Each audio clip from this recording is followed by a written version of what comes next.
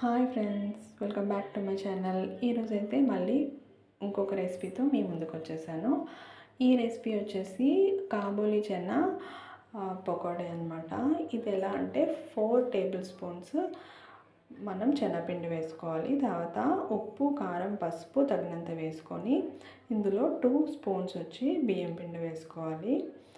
తర్వాత మామూలుగా అయితే కాబూలీ చెన్నా ఒక 6 అవర్స్ నానబెట్టుకోవాలి కదా.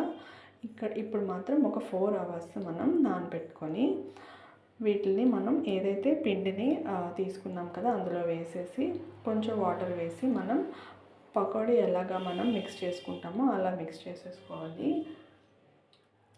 మరీ అంత పల్చగా రాకూడదు, మరీ చిక్కగా రాకూడదు.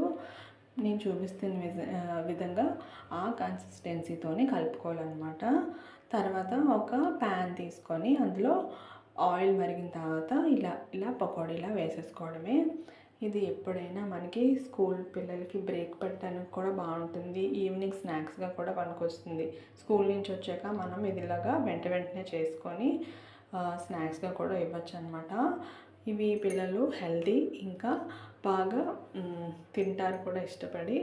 సో మీరు కూడా లేట్ ఎందుకు చేసేసుకొని రివ్యూస్ ఎలా ఉన్నాయో నాకు చెప్పేసేయండి. నచ్చితే లైక్ చేయండి, షేర్ చేయండి, సబ్స్క్రైబ్ చేయండి. మళ్ళీ నెక్స్ట్ వీడియోలో కలుద్దాం. అంతవరకు బాయ్.